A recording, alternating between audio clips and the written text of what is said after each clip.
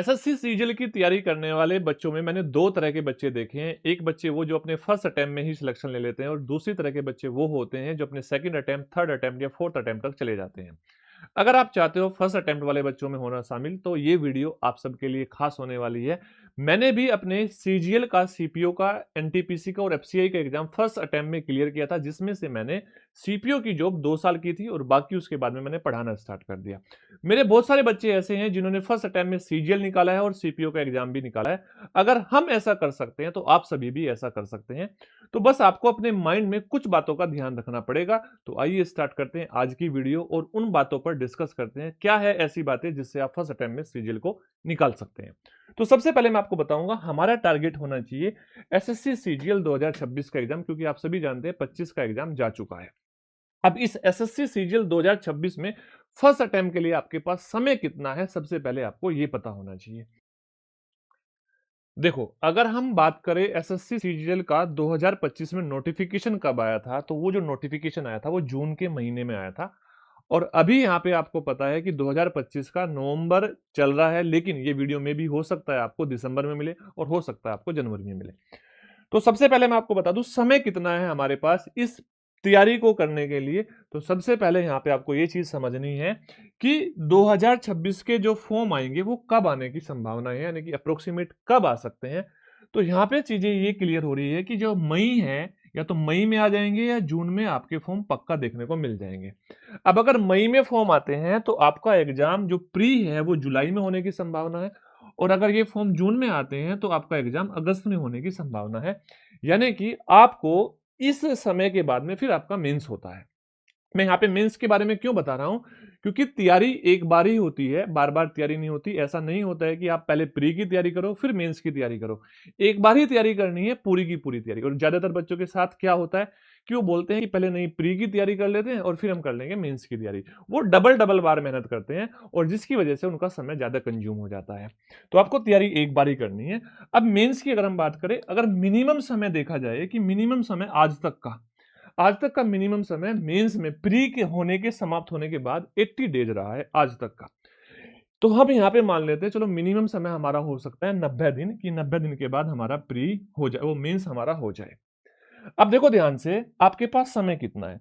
अगर आप दिसंबर महीने में तैयारी स्टार्ट करते हो, जुलाई महीने में आपका क्या होता है, प्री होता है, तो आपके पास 7 से 8 महीने, यानी कि जुलाई में होगा तो 7, अगस्त में होगा तो 8 महीने हैं। मेरे अकॉर्डिंग अप्रोक्सीमेट 8 महीने होंगे ही होंगे। उसके बाद में आपको बोला जाए कि मेंस के कितना समय है, तो मेंस के लिए आपके पास मिनिमम 10 महीने का समय है, यानी कि 10 महीने के बाद आपका मेंस हो जाएगा। अब आपको ये जो तैयारी करनी है प्री और मेंस की, एक ही साथ करनी है, बार बार नहीं करनी है। अब इस तैयारी के लिए आपको क्या पता होना चाहिए कि आपको अपने सब्जेक्ट पता होने चाहिए कि किस सब्जेक्ट पे हमें कमांड बनानी है, किस किस सब्जेक्ट का कितना कितना वेटेज आता है। अगर हम यहां बात करें कि पहली चीज तो आपको पता होना चाहिए कि यहाँ पे प्री और मेंस में जो प्री होता है वो क्वालिफाई होता है, जस्ट क्वालिफाई होता है, उसके मार्क्स सिलेक्शन में आपके नहीं जुड़ते हैं। लेकिन अगर हम उसके बाद मेंस की बात करें तो मेंस में जो आपका मैथ्स होता है और जो रीजनिंग होता है, इनका वेटेज लगभग बराबर होता है, बिल्कुल बराबर ही होता है।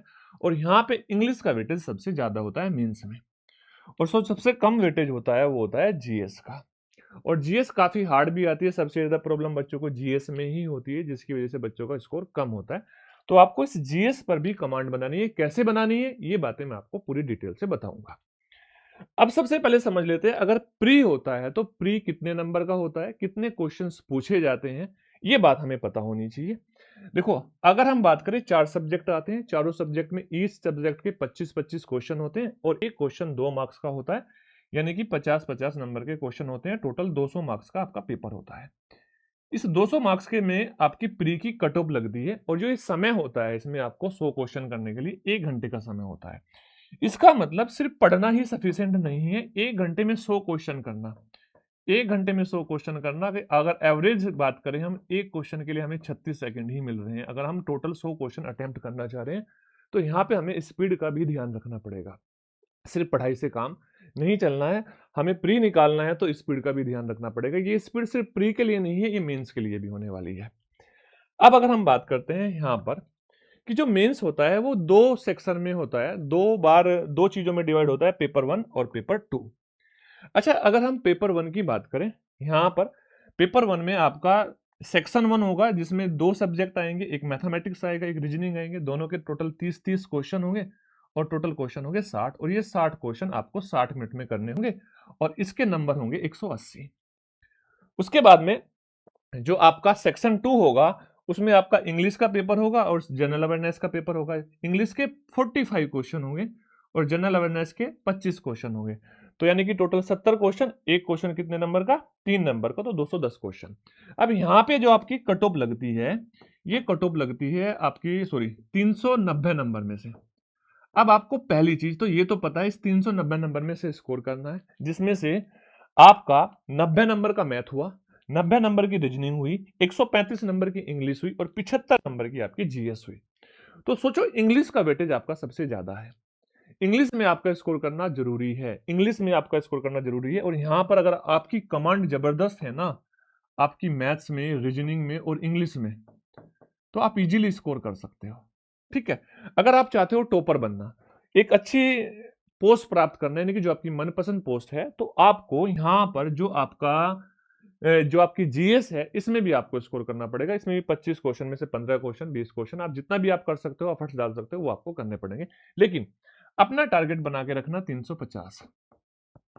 350 प्लस का स्कोर आप पहले दिन से टारगेट बना के चलोगे तो ही पॉसिबल है आप 350 तक पहुंच पाओ और एक अपनी जॉब निश्चित कर पाओ, क्योंकि एसएससी सीजीएल की cut off day by day बढ़ती जा रही है। इसका रीजन क्या है कि इसमें बच्चे रिपीटर्स हो रहे हैं। जिस बच्चे ने पहली बार सिलेक्शन लिया लेकिन मनपसंद की पोस्ट नहीं मिली, वो दोबारा फिर एग्जाम दे रहा है। दोबारा मनपसंद की पोस्ट मिल गई लेकिन मनपसंद का स्टेट नहीं मिला, वो बच्चा तीसरी बार फिर एग्जाम दे रहा है। आपको उन बच्चों को डिफीट करना है जो ऑलरेडी सिलेक्शन ले चुके हैं। आइए आगे बढ़ते हैं। जो इसका आपका सेकंड पार्ट होगा, यहां पर आपका एक कंप्यूटर का पेपर होगा जिसमें 20 क्वेश्चन होंगे, 60 नंबर का होगा, लेकिन ये क्वालिफाई होगा, आपका क्वालिफाई नेचर का होगा। इसके मार्क्स आपके सिलेक्शन में नहीं जुड़ेंगे। इसी के साथ में आपका टाइपिंग टेस्ट होगा, ये भी आपका 15 मिनट में होगा, कुछ एक पैराग्राफ कराना होगा, ये भी क्वालिफाइंग होगा। और अगर आप यहाँ पे स्टैटिकल इन्वेस्टिगेशन की पोस्ट पे जाना चाहते हो, तो यहाँ पर आपको ये पेपर करना पड़ेगा, सेकंड और थर्ड पेपर, स्टैटिक्स का पेपर आपको करना पड़ेगा। लेकिन ये पेपर उन्हीं बच्चों को करना पड़ेगा जो स्टैटिकल इन्वेस्टिगेटर की पोस्ट पर जाना चाहते हैं। आगे बढ़ते हैं। अब देखो सबसे बड़ी चीज, ये तो ठीक है सर, हमने सिलेबस पता कर लिया, सिलेबस ये है हमारा, एग्जाम का पैटर्न ये है, पर पढ़े कैसे? इस 8 महीने में हम किस तरीके से पढ़ाई करें कि हमारा सिलेक्शन इजी तरीके से हो जाए? देखो पहली चीज मैंने आपको बताया था, आपको 3 चीजें आपके पास होनी चाहिए। पहला, आपका सपना, वो सपना जो आपको पूरा करना है, हर समय वो आपको याद होना चाहिए। यानी कि आपको इनकम टैक्स इंस्पेक्टर बनना है, जीएसटी इंस्पेक्टर बनना है, या प्रिवेंटिंग ऑफिसर बनना है, या आपको एएसओ बनना है, या आपको मिनिस्ट्री ऑफ एक्सटर्नल अफेयर्स में जाना है, या आपको रोब वाली जॉब चाहिए, सीबीआई वाली जॉब। जो भी आपका सपना है, वो सपना आपको हर पल याद होना चाहिए, है ना? यानी कि आपने सुना भी होगा, एक कहावत होती है कि सपने खुली आंखों से देखे जाते हैं, यानी कि खुली आंखों से आपको सपना देखना है। अब इसमें सबसे बड़ी बात, बच्चे कहां कंफ्यूज हो जाते हैं, मैं आपको बता दूं। देखो पहला पॉइंट आपको बता दूं कि बहुत सारे बच्चों को ये नहीं पता होता है कि कितना पढ़ना है, और जिसके चक्कर में वो बहुत सारा पढ़ लेते हैं। यानी कि किताबें तो बहुत सारी इकट्ठी कर लेते हैं लेकिन उनको एक बार भी नहीं पढ़ पाते। मेरा मानना यह है, आप लिमिटेड कंटेंट इकट्ठा करो और उस लिमिटेड कंटेंट को 3 बार, 4 बार या 5 बार पढ़ो, जिसमें से अगर उस कंटेंट में से कोई क्वेश्चन आ रहा है तो आप 100% अपने एग्जाम में उस क्वेश्चन को कर पाओ। सबसे बड़ी बात मैं आपको बता दूं, यहां पर आपके पास अगर समय है वो कितना है, आप इस चीज को समझ लो। जैसे देखो आपको मैं बता दूं, आपको फर्स्ट जो करना चाहिए कि आपको अपना टारगेट बनाना चाहिए कि आपको 6 मंथ में अपना सिलेबस कंप्लीट करना है। और मैं आपसे बोलना चाहता हूं, अगर आप डेली 6 आवर भी पढ़ो, देखो ज्यादा समय नहीं बता रहा हूं, मात्र 6 आवर बता रहा हूं, 6 घंटे डेली बच्चा पढ़ सकता है। और इस 6 घंटे को पढ़ो, एक महीने में 30 दिन होते हैं और 6 महीने तक पढ़ो, तो ये आपके पास 1080 घंटे हैं अपनी पढ़ाई के लिए इस 6 महीने में। और उसके बाद में यहां पे आपको रिवीजन और प्रैक्टिस करने के लिए कितने घंटे हैं, आप समझ सकते हो, 2 महीने बचेंगे, 8 महीने का टोटल समय है। और आपको पता है कि जब लास्ट आता है, हमारा एग्जाम पास में होता है, तो हम ज्यादा पढ़ना स्टार्ट कर देते हैं। और ज्यादा पढ़ना स्टार्ट कर देते हैं, मान लो आप 8 घंटे पढ़ रहे हो, है ना, 8 घंटे 30 दिन पढ़ रहे हो, और यहाँ पे 2 महीने हैं, तो 480 घंटे आपके पास ये है पढ़ाई करने के। अच्छा, दूसरी चीज आप एक बात ध्यान से समझ लेना, 6 घंटे हम पढ़ कैसे रहे हैं। एक टॉपर्स के इंटरव्यू में टॉपर्स ने बताया कि सर मैं 10 घंटे पढ़ता था और मैं बड़े कॉन्फिडेंस के साथ बोलता था कि मैं 10 घंटे पढ़ता हूं, लेकिन जब मैंने अपने टाइम को चेक किया, स्टॉप वॉच के थ्रू टाइम को चेक किया, तो मुझे पाया कि मेरा जो समय है मात्र 4.5 घंटे ही है, यानी कि 4.5 घंटे ही मैं पढ़ पा रहा हूं। अच्छा, वो पता कैसे चला? जैसे कि मान लो आपके फोन में स्टॉप वॉच होती है, आपने पढ़ना स्टार्ट किया, वो स्टॉप वॉच आपने स्टार्ट की टिक टिक वाली, और वो जैसे ही आप किसी काम को करने गए आप उसको पोज करके चले गए। आपका मान लो कॉल आया तो पोज करनी है, आप किसी पे फोन पे बात कर रहे हो, कुछ भी कर रहे हो वो पोज करनी है। तो उसके बाद का समय बोल रहा हूं मैं 6 घंटे, ठीक है। और इस 6 घंटे में आपको कुछ चीजों से दूर रहना पड़ेगा, इंस्टाग्राम से दूर रहना पड़ेगा, स्नैपचैट से दूर रहना पड़ेगा, यानी कि सोशल मीडिया से आपको दूर रहना पड़ेगा। तो ये आपके पास समय है 1080 घंटे यहाँ पर और 480 घंटे यहाँ पर। अब देखो मैं डिस्ट्रीब्यूशन कैसे बताता हूँ। देखो आपने देखा होगा कोर्स बेस्ड टाइम, टीचर बोलते हैं कि हमारा कोर्स मैथमेटिक्स का 500 घंटे का है, 600 घंटे का है, 400 घंटे का है, 700 घंटे का है। क्या यार 700 घंटे पढ़ना हमारे लिए एक सब्जेक्ट आसान कहानी है? मैं बोलता हूं नहीं, ये आसान कहानी है ही नहीं। उसमें क्या है कि उस 600 घंटे या 700 घंटे के लिए या 500 घंटे के लिए ड्यूरेशन मैटर नहीं कर रही है, सिलेक्शन लेने के लिए मैटर कर रहा है क्वालिटी। क्वांटिटी मैटर नहीं करती, क्वालिटी मैटर करती है। तो आपको क्वालिटी पे जाना है, ना कि क्वांटिटी पे। अब यहाँ पे अपने आप में कंपटीशन कर रहे हैं क्वेश्चन ज्यादा बना के, नहीं। एक लिमिटेड कंटेंट है आपका मैथमेटिक्स का, जिसको आप मैक्सिमम 300 आवर्स में कंप्लीट कर सकते हो इजीली पढ़ाई के थ्रू, और 100% स्कोर इसमें से कर सकते हो। अगर आप चाहते हो कि आपको मैथमेटिक्स इतने समय में करा दिया जाए, मैं बोल रहा हूं मैं इससे भी कम समय में करा सकता हूं, 200 आवर्स में करा सकता हूं, और आपको 100% आपके पेपर में मिलेगा भी। आप देख सकते हो, अगर आप हमारे स्मार्ट लिंक्स के यूट्यूब चैनल पर जाओगे और प्लेलिस्ट में जाओगे, तो यहाँ पे आपको मैथ्स और इंग्लिश का कंप्लीट कोर्स आपको फ्री मिल रहा होगा।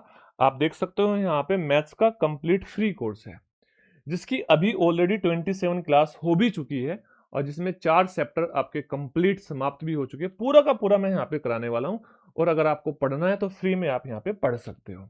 साथ के साथ मैं यहाँ पे बहुत सारी प्रैक्टिस के लिए क्वेश्चन देता हूँ। जैसे देखो आप यहाँ पे देखोगे, ये टॉप 75 क्वेश्चन है एसएससी सीजीएल 2025 में जो पूछे गए हैं। इंग्लिश की क्लासें होती है रेगुलर, आप इंग्लिश यहाँ से कर सकते हो कम समय में। जितना समय मैं बोल रहा हूँ उतने समय में हम यहाँ से कर सकते हैं। अब इंग्लिश को हम 150 घंटे में कंप्लीट कवर कर सकते हैं अगर हम चाहे तो।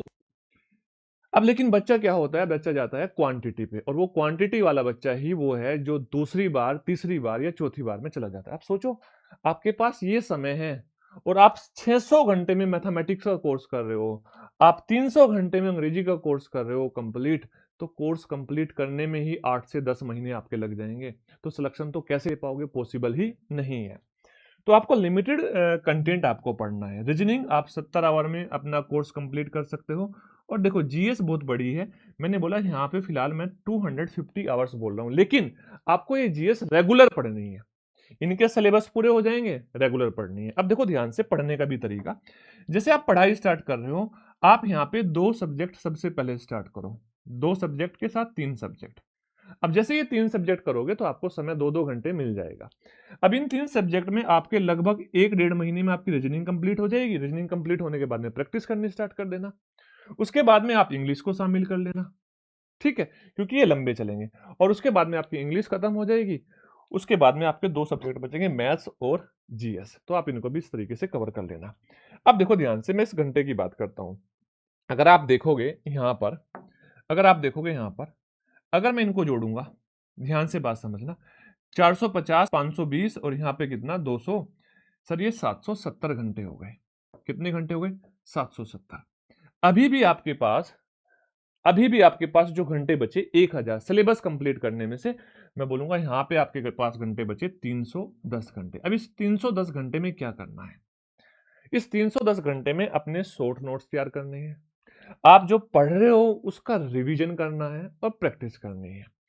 अच्छा, ये होने के बाद में आपके पास फिर वापस 480 घंटे का समय बचता है। इस 480 घंटे में आप इन सभी सब्जेक्ट का क्या क्या करना, देखो कम से कम 2 बार जो आपने पढ़ा उसी का रिवीजन करना। ऐसा मत करना कि आपने अगर ये कंटेंट पढ़ लिया और फिर किसी दूसरे से पढ़ना स्टार्ट करो, नहीं, इसी को 2 बार या 3 बार रिवाइज करना, ठीक है, और उसकी प्रैक्टिस करना।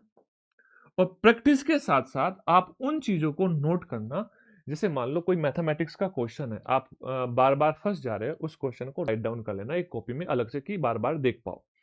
इंग्लिश के कुछ सेंटेंस है जिसमें एरर में आप बार बार फंस जा रहे हो, उन एरर के सेंटेंस को आप बार बार नोट कर लो अलग से एक बुक में, है ना।